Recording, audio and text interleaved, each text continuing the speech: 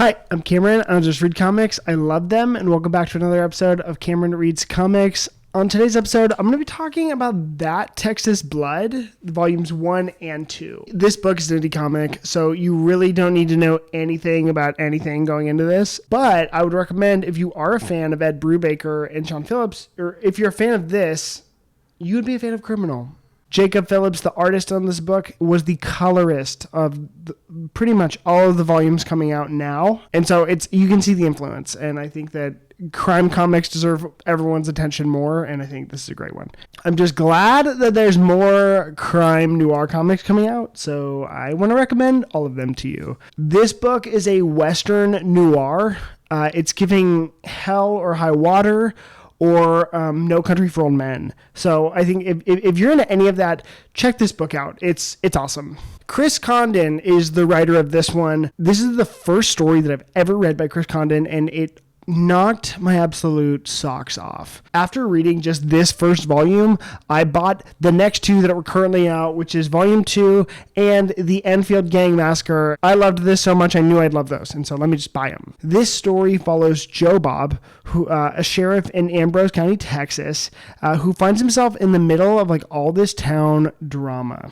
Joe Bob has like all the crotchety grandpa energy in the entire world. He's like a reasonable man living in an unreasonable world. All these crazy things keep happening to him, and he's doing the best that he can. He's a good man while there's just tremendous evil in this town and in this world. Each story is about a looming evil presence that is plaguing the town, and it really affects internally Joe Bob. It just reminds me of the quote, "Something wicked comes this way." It's not necessarily like the devil or whatever, but the first volume is about a murder.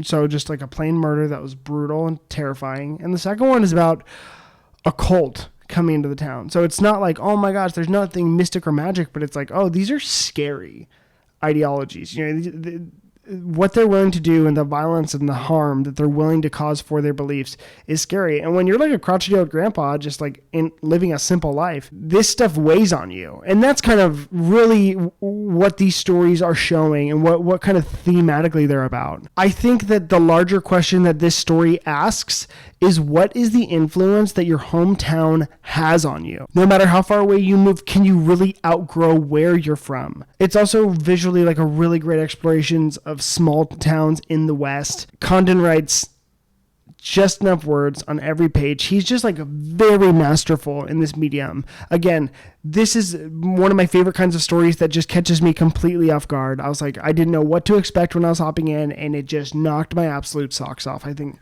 it was absolutely incredible. So now for Jacob Phillips' art. I think that Jacob Phillips is an extraordinary talent, once in a lifetime kind of talent. A huge fan of his work. I found out about him because he was a colorist on Criminal, and I fell in love with his color palettes, the way he used them. It was so abstract and so unique. It was so him. And I was like, oh, these are incredible. My favorite kind of thing in comics is when you see something for the first time, when you start to notice, like when you start to notice lettering, it's usually because the lettering's done really well. When you start to notice the colors, it's usually because the colors are done really well. I was like, okay, let's go check out what he's doing.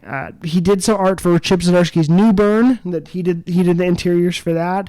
And then when I found out he was the artist on this book, I saw the Enfield Gang Massacre cover, and I just thought, that looks really cool. I saw this cover, I thought that they were really cool. And now he's doing the interiors for this book. Long story short, he absolutely crushed it. This is my favorite work that I've ever seen him do. The panel layout, the splash pages, the true visual narrative in both of these stories are absolutely incredible. There's not too many words on this page. There's not too much exposition crammed. It's just haunting Western landscapes, and then very much comics are what happened in between the panels. It's a masterclass, really. I thought it was incredible. It's also my understanding that Phillips is doing all of the pencils, inks, and colors. So this is also a very literal translation of exactly, in my opinion, what the artist is intending to put out there. You know, sometimes the inker doesn't do the greatest job inking over the pencils. Sometimes the colorist doesn't get the right tone.